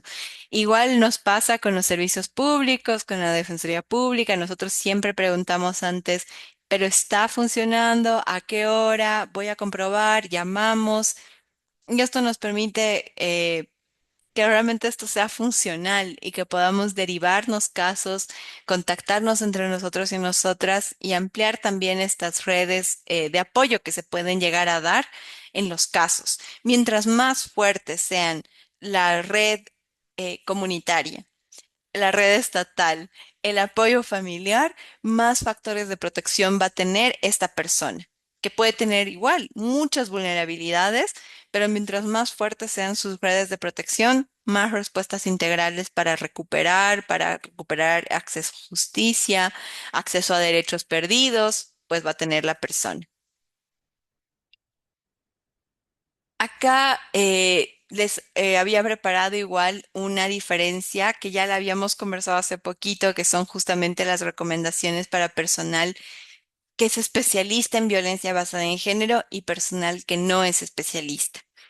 Algunas de las responsabilidades que es importante que también seamos muy enfáticos es que las personas que son especialistas en violencia basada en género tienen que desarrollar mecanismos de derivación de manera coordinada con actores y proveedores de servicios. Tiene que quedar muy claro qué servicios están vigentes. Difundir la información sobre mecanismos de derivación y rutas de atención a todos los colegas. La responsabilidad de estas personas justamente es tener una claridad sobre cuáles son los mecanismos de atención y socializarlos con los demás funcionarios. Identificar los servicios necesarios para personas sobrevivientes. Nuevamente, el mapeo de actores es sumamente importante cuando nosotros vamos a trabajar con población vulnerable. Que nosotros lo tengamos sumamente claro, no importa la localidad en la que estemos, es lo que va a diferenciar nuestro trabajo en la prevención, en la mitigación y en la respuesta. Diseñar e implementar servicios de respuesta que son ya servicios especializados que se pueden brindar, como por ejemplo una atención psicológica eh, para sobrevivientes de violencia basada en género o grupos de apoyo para mujeres, hombres que estén retornando, por ejemplo, o que se encuentren como desplazados internos. Este tipo de grupos de sesiones nos permite sensibilizar contra la violencia. Entonces, son espacios también muy ricos en los que las personas especialistas pueden diseñar este tipo de estrategias. ¿Qué hacen las personas que no son especialistas en violencia basada en género? Velar porque los servicios no causen más daño. Hemos hablado antes sobre consentimiento informado, hemos hablado sobre mantenernos actualizados de la información, hemos hablado sobre todos los riesgos que las mujeres están enfrentando en esta feminización de la migración y que nuestras acciones no pueden causar más daño. Las herramientas que utilicemos que no sean revictimizantes, utilicemos siempre mecanismos formales dentro de cualquier ruta que tengamos para derivar casos, yo sé que muchas veces mandar un correo en ese momento puede verse como algo quizás que no es prioritario, sino una llamada, un WhatsApp que nosotros tenemos con el agente de la policía, de la fiscalía, que justamente me puede ayudar en este momento de emergencia. Pero ¿qué hacer después de dar la respuesta? Sistematizarlo, ponerlo en un documento, enviarlo a quien necesita que reciba esta información. ¿Por qué? Porque eso también cuida el trabajo de ustedes. Entonces, el no causar daño también se va a aplicar a las herramientas que ustedes utilizan para poder recabar información, recabar datos y compartirlos. Y es una responsabilidad grande porque la información que ustedes manejan es sumamente valiosa y estratégica en la defensa justamente de las personas que han sufrido algún daño. Entonces, esto más que todo para enfatizarlo, porque yo sé que ustedes lo tienen sumamente claro y ustedes en sus funciones pues están encargados de un respeto y acceso a los derechos humanos. Reducir los riesgos de violencia basada en género pertinentes y específicos del sector en el que la persona no especialista trabaja. Esto quiere decir, ¿cómo podemos reducir nuevamente los riesgos? Si tenemos una sala de entrevistas de casos, como para todos los casos que vengan, podemos ver si es que hay un espacio más discreto, pero que tenga también, no sé, una ventana. Nosotras, por ejemplo, en nuestras salas de entrevistas, todas las salas de entrevista tienen la puerta cerrada, pero tienen una ventana para que se pueda ver de afuera, al menos desde cierta altura. Esto nos ayuda a que la persona que está en la sala no se sienta del todo sola, encerrada con una persona funcionaria, y que de afuera se pueda ver que hay gente adentro. No necesariamente se ven los gestos, si hay llanto o alguna situación en la que la persona se desborda, pero nos permite de alguna forma entonces garantizar ambas partes que hay privacidad, pero que también la persona puede sentirse aislada o en un lugar muy ófrico. eh, este tipo de situaciones pues puede evitar que tengamos la recepción de alguna confesión, por ejemplo, de haber sufrido algún tipo de violencia. El lugar que nosotros procuramos para poder atender a las personas siempre tiene que invitar a que la persona nos cuente más que a que nosotros le hagamos un interrogatorio. Contar con el consentimiento informado de la persona, que es vital justamente para poder iniciar cualquier tipo de derivación o de referencia de casos cuando identificamos un caso de violencia. Eh, ¿Por qué esto es importante nuevamente en esta feminización? Porque muchas veces les deben llegar a ustedes un incremento importante de casos de mujeres migrantes que están con algún tipo de situación de vulneración a sus derechos. No necesariamente violencia basada en género, pero pueden ser muchas otras, como acceso a educación para sus hijos o acceso a salud para ellas mismas. Eh, y si nosotros ahí identificamos alguna vulnerabilidad adicional, nosotros tenemos que obtener su consentimiento informado, que consiste en informarle a la persona exactamente qué datos vamos a utilizar, para qué los vamos a utilizar, a quién le van a llegar y cómo se van a administrar. Si la persona les cuenta que ha sido víctima de violencia por parte de, no sé, su pareja, y que está como con un miedo latente, con muchos riesgos, y ustedes no le avisan que van a derivar su caso a alguna organización que, por ejemplo, ahorita esté acompañando a víctimas migrantes como Warmi Pichincha o Aquanuna, eh, y la persona no sabe que van a derivar sus casos. Y desde esa organización le contactan y contesta el agresor. O sea, nosotros estamos creando una situación de un daño mayor porque la persona no nos ha dado su consentimiento.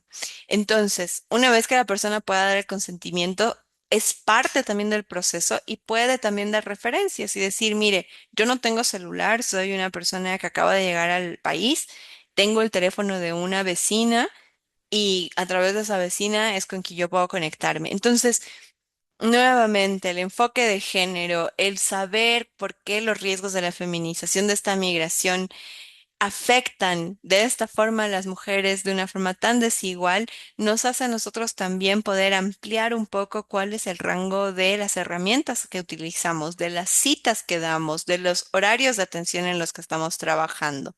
Saber cómo ofrecer apoyo de manera segura y ética. Escuchar sin juzgar. Nosotros no vamos a juzgar ninguna situación.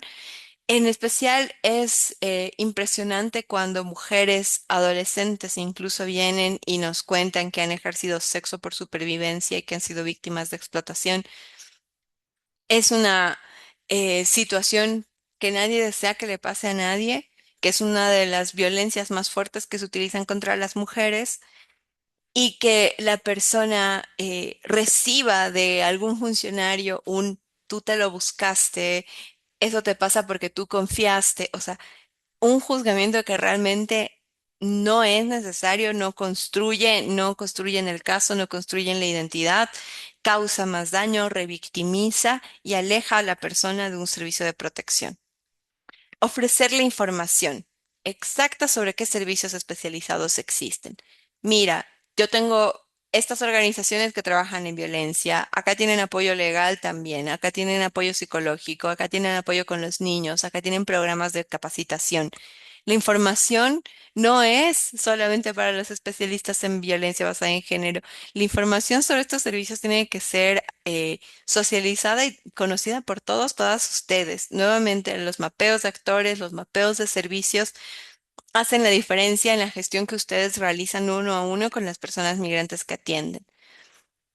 Y remitir de forma segura a través de los mecanismos. Nuevamente, cómo las herramientas que nosotros podemos utilizar minimizan los riesgos y ponen en persona todos los riesgos que pueden asumir, enfocados totalmente en cómo hacerle menos daño a la persona que estamos atendiendo.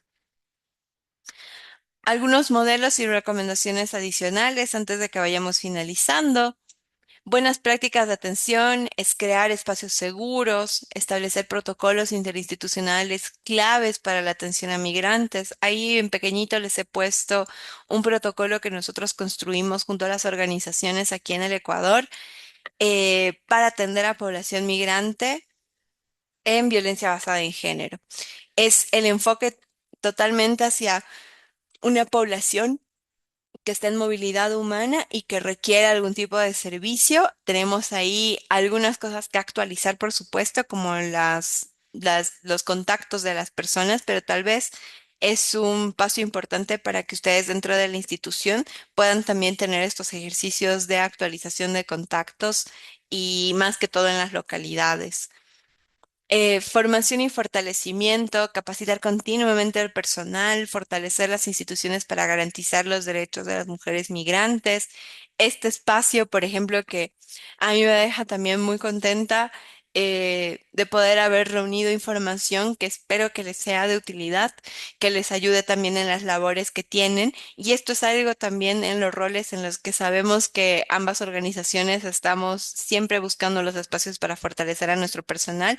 Y este es un compromiso muy claro con la prevención de la violencia, el tener instituciones tan fuertes que buscan siempre estos espacios y para las personas asistentes de estar al pendiente, participando en las sesiones, sabiendo que tenemos, ustedes como yo, muchísimo trabajo acumulado que se queda de estas 2 horas que estamos aquí. Entonces, aprovechar estos espacios para justamente aterrizar conceptos que tal vez no teníamos del todo claro o refrescar el conocimiento que tenemos siempre va a ser un gran ejercicio. Un enfoque psicosocial y de género en la atención son estrategias que pueden priorizar la prevención y respuesta a este tipo de violencias. Nosotros hemos tenido iniciativas de capacitaciones para mujeres sobrevivientes, capacitaciones para mujeres transgénero y transexual. Hemos tenido espacios para hombres jóvenes que les gusta la fotografía, que les gusta el arte. Entonces intentamos crear distintos tipos de espacios donde podamos también transversalizar estos mensajes. Cualquier espacio que nosotros creamos con distintas poblaciones migrantes y de la comunidad de acogida son siempre con mensajes transversales de derechos, de no discriminación, de prevención de violencia, porque tenemos también el enfoque eso, ¿no? Que cómo desde estos espacios podemos construir políticas públicas y de autonomía. Promover empleos dignos, educación y acceso financiero para tantas personas migrantes es muy difícil conseguir una cuenta y muchas personas ecuatorianas en el extranjero se los pueden contar también que los trámites, hacer trámites como una persona migrante afuera es el doble o el triple de difícil y de costoso. Entonces, nuevamente saber que esos costos se incrementan y que podríamos de alguna forma tener políticas que puedan, no sé, validar documentos de otros países, todos estos acuerdos bilaterales que finalmente benefician a las personas y que evitan que se pongan en mayor riesgo y peor aún, que no tengan acceso a salud, por ejemplo, y que les permita generar herramientas para que justamente se reduzcan las desigualdades estructurales por las que ya atravesamos. Entonces, entre las conclusiones, tenemos que la migración actualmente podemos afirmar que es un fenómeno que está feminizado. Las personas migrantes siguen viéndose afectadas de manera desproporcionada por violaciones a los derechos humanos. Eso no ha parado y se incrementa de acuerdo a la situación y de acuerdo a cada país. Las mujeres sostienen la migración económica y emocionalmente por los roles atribuidos y los estereotipos con los que cargamos las mujeres, que asumimos también estos roles. Se requieren respuestas institucionales sensibles al género para poder dar una respuesta cálida, humana y digna. La protección y regularización migratoria son mecanismos clave. O sea, es una de las actividades que nosotros tenemos pendientes con la población migrante y es continuar abogando porque haya un proceso de regularización migratoria que hasta la fecha no ha tenido un procedimiento especializado para niños, niñas y adolescentes y los está poniendo en un riesgo importante. Y es clave que desde todas las instituciones públicas que trabajamos con población migrante hagamos presión, generemos datos y hagamos abogacía para que el reglamento de la Ley de Movilidad Humana salga de forma inmediata, porque así estuvo estipulado, y para que también se cuente con un procedimiento para la regularización de NNAs. Estas medidas son clave y se han demostrado que pueden evitar y reducen cualquier tipo de violencia contra esta población y que está considerada como población de priorización para atención por el Ministerio de Desarrollo Humano. Entonces, ese mensaje también quería compartir con ustedes porque mientras trabajemos en los derechos de las personas migrantes, trabajamos también en el desarrollo de nuestras comunidades y la prevención desde cualquier ámbito en el que nosotros la ejerzamos salva vidas.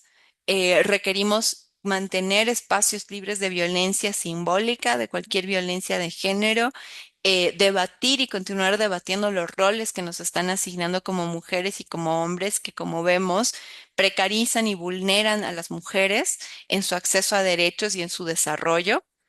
Y la articulación, la coordinación son la única forma en la que nosotros podemos tener acciones sostenibles, que tengan coherencia, que sean eficaces con el uso de recursos físicos, humanos, económicos con los que contemos, y que todo esto siempre se haga por promover la paz, la seguridad de las personas, especialmente de las personas de movilidad humana, que como hemos visto durante este tiempo, eh, identificamos claramente cómo sus derechos se vulneran y cómo esto les pone en riesgos y en peligros. Eso, queridos escuchantes, muchas gracias por su atención. Con esto finalizaríamos la presentación. No sé si es que tienen alguna pregunta o cómo se maneja el espacio de preguntas y respuestas. Ahí quedó al pendiente. Muchas gracias por su atención. Muchas gracias a Lucía Salinas por esta brillante exposición y clarificadora en muchísimos temas. En este momento les damos las palabras a las señoras defensoras, señores defensores públicos y a las personas que nos acompañan para que presenten las inquietudes que tengan.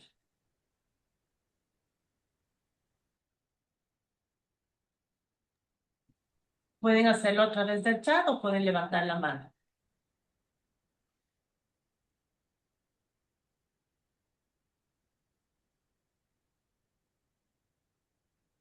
Una inquietud para Lucía. ¿Cómo dar respuesta o cómo trabajar el tema que cuando hay una emergencia humanitaria, por ejemplo, terremotos, justamente en el caso que mencionaba de Pedernales, los, estos campamentos para las personas que sufrieron del terremoto de Manabí estuvieron a cargo de personas eh, de las Fuerzas Armadas.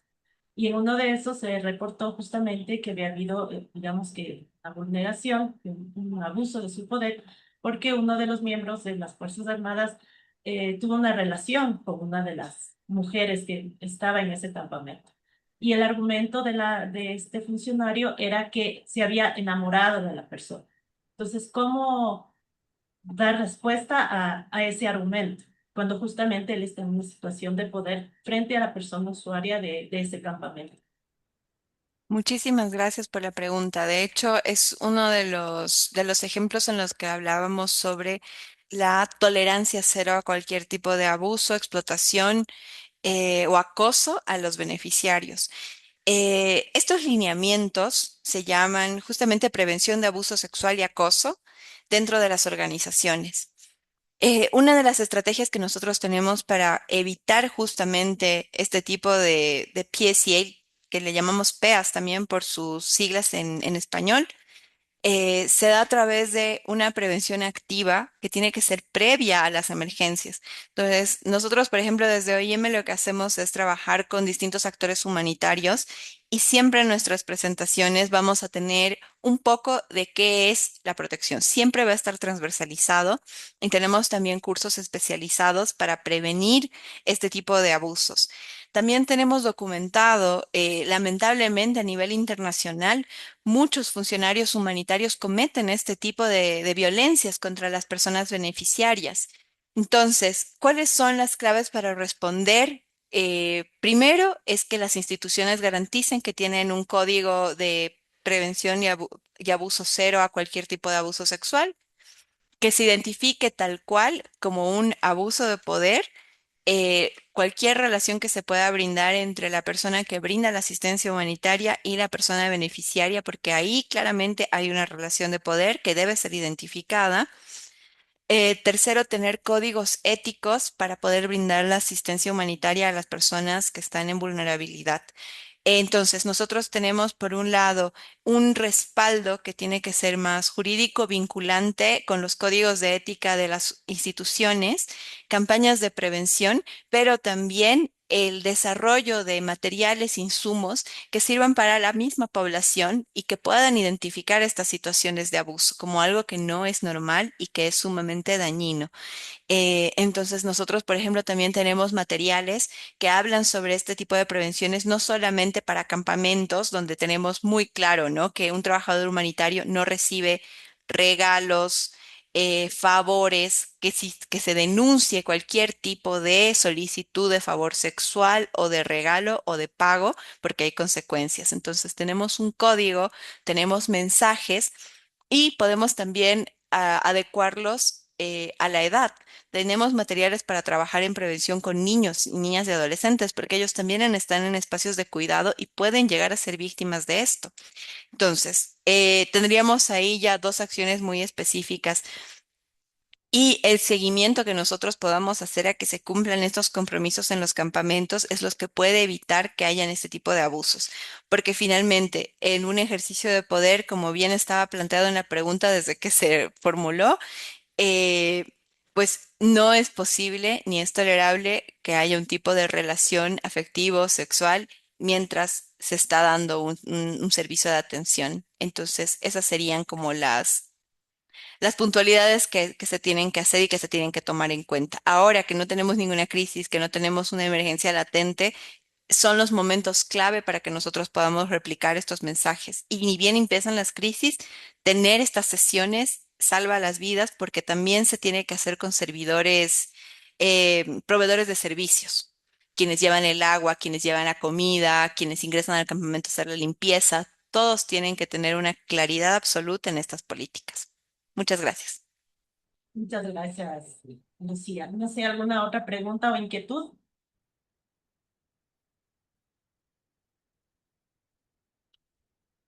Bueno, parece que estuvo todo muy claro. Muchísimas gracias, Lucía, por este tiempo. Agradecerles también a las personas que nos han acompañado. El link de registro se envió ya al chat.